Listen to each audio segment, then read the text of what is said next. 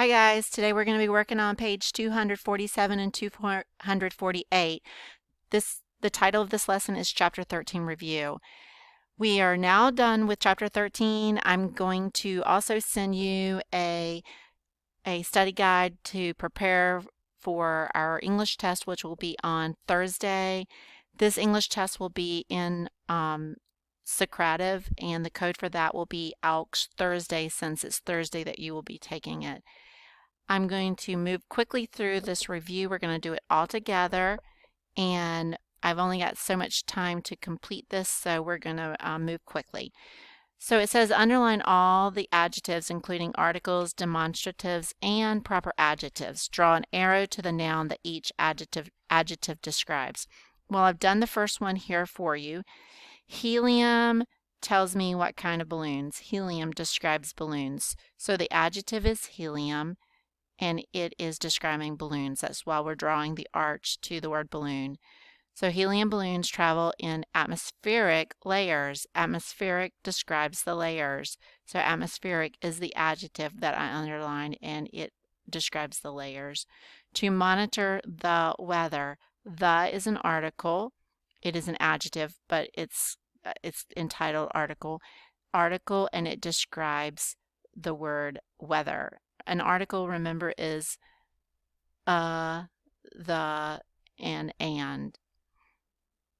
So let's go to the next sentence. Some planes, some is an adjective that tells us how many.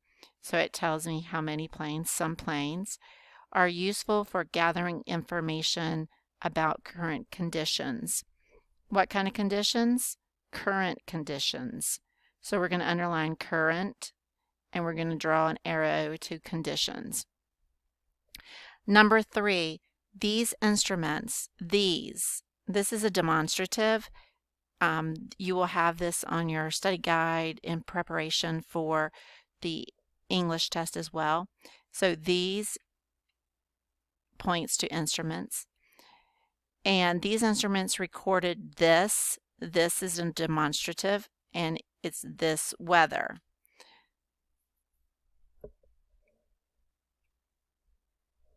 I'm sorry, let me back that up. It's this condition. See, sometimes we have to pause and think if that makes sense. This condition. But there is one more adjective that I did skip over, and that's kind of why I'm kind of goofed right here.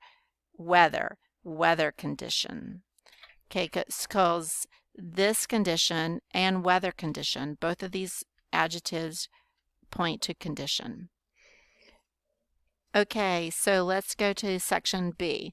It says underline the adverbs in each sentence. Draw an arrow to the word each adverb describes. Remember, a lot of times adverbs are going to end with an ly, and in this first sentence it does. Special buoys carefully record ocean conditions. So the adverb in this sentence is carefully, and you're going to underline that adverb, and you're going to draw a word to an arrow to the word that each adverb describes. Carefully record. Remember, adverbs describe verbs, and record is an action. It's what carefully is describing. Okay, number 5. Suddenly the winds blew the waves westward. Suddenly is an adverb, and suddenly answers or describes how the winds blew. So suddenly blew. The wind suddenly blew the waves westward. Westward answers the direction in which they blew.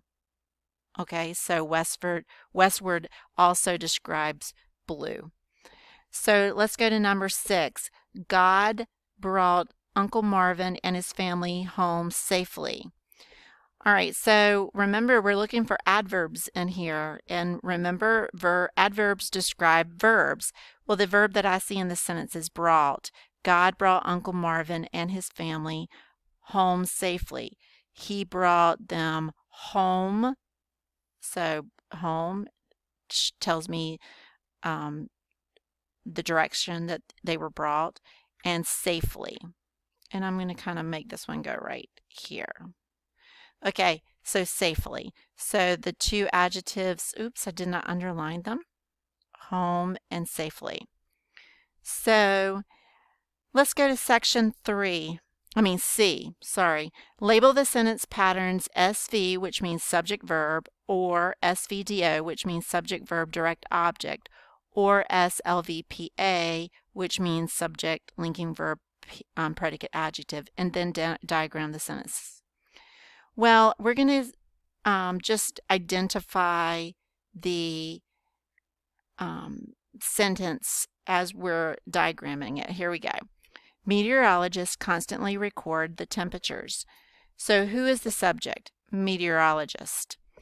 And what is the verb? Record.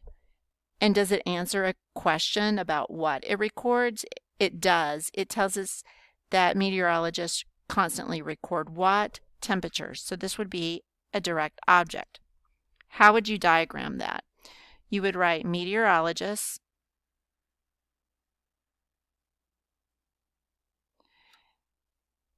and you would write the verb next, record. And what do they record? The direct object, which is temperature or temperatures. Now we can fill in those other words because constantly is the adverb that tells me how they record. It describes the recording.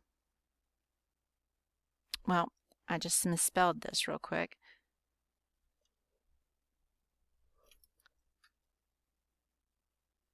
And then meteorologists constantly record the temperature. And remember, the is an article. Okay, number 8. Those anemometers, that's a hard word to say, those anemometers measure wind speed often. So anemometers is the subject. Measure is the verb. And what do they measure? They don't measure wind, they measure the speed. So speed is the direct object. So this is the subject, measure is the verb, and speed is the direct object. Okay, so now let's fill in these adjectives.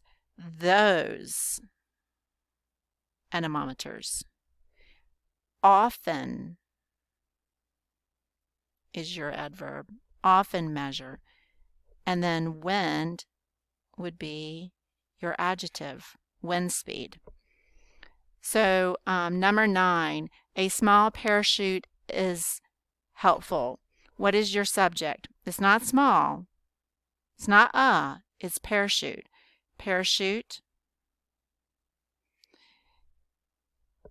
And the verb is going to be a linking verb because you can't is, but this is the linking verb. So parachute is the subject, is a linking verb. And what is a parachute? It is helpful. So this linking verb is linking the helpful back to the parachute. I'm writing so fast, I'm misspelling these words. Helpful. So let's fill in the rest of the words. It's an article. Small. That's an adjective. And we've used the rest of our words right there. So that's good. Okay, so we're going to flip back to the back side. And it says write ER and EST forms of the adjectives. Well, in this first word, fluffy ends with a Y. So remember when a word ends with a Y like this, before you add the ER or EST, you have to change that Y to an I. So fluffier, and then fluffiest. Calm is like we just add an ER, calmer or calmest. Safe, Technically, the rule is you drop the E before adding the ER or drop the E before adding the EST. Safer and safest.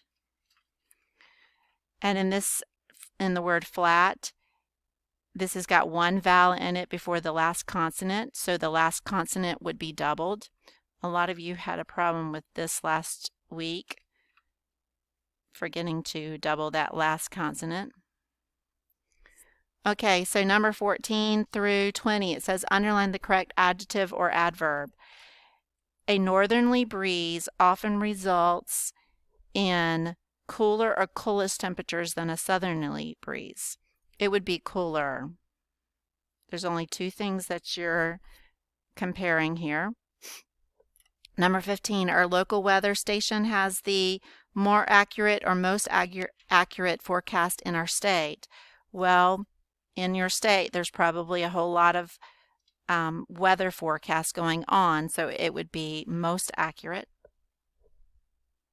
because you're comparing lots. Number 16, farmers, sailors, and fishermen are often the goodest weather forecasters or the best forecasters. They're saying that these farmers, sailors, and fishermen are often the best weather forecasters. For one thing, goodest is not even a word. Number 17, the weather close to the coast was worse than the weather was further inland, or worst. It's worse because you're only comparing two things here. So number 18, forecaster Willie did a good job on his first television forecast, or a well job. Well, right here, remember, job is a noun. So which one of these words do you use with a noun? Good. Good job. Number 19, the weather computer performed bad on Friday, or the weather computer performed badly on Friday? Badly. Number 20, the weather vane worked good during the heavy winds, or the weather vane worked well during the heavy winds. This is that word when you're talking about, when you're describing a verb, the word has to be well. So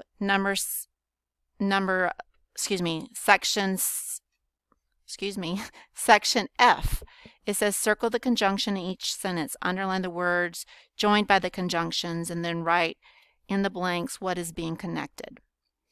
Okay, so I'm going to look for the conjunction. It is and, but I'm going to go ahead and circle the comma. Nope. I'm just going to circle the word and. Forecasters use balloons, radar, and buoys. So forecasters is the subject, uses the verb, and what do they use? Balloons, radars, and buoys. So what is this going to be? Well, right here you've got three things in a row, so this is going to be a series of words.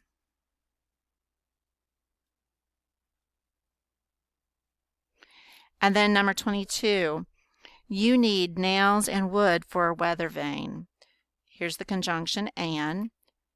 You is the subject, need is the verb, and what do you need? Nails and wood. So what would nails and wood be? It would be the direct objects. So this is two direct objects. Number 23, the windy storm blew fiercely, comma, but it didn't destroy the town. This is the tricky one. Here it is. Now, if I read this could sound like a sentence right here. The windy storm blew fiercely. It could say period. This has a subject also. It didn't destroy the town. That's a sentence also. So this right here would be two sentences. And 24, large buildings and tall trees block accurate wind direction reports. And large buildings and tall trees. This is going to be two subjects. And the last one, land and sea observations were made every day. Well, land observations, sea observations, these are going to be adjectives.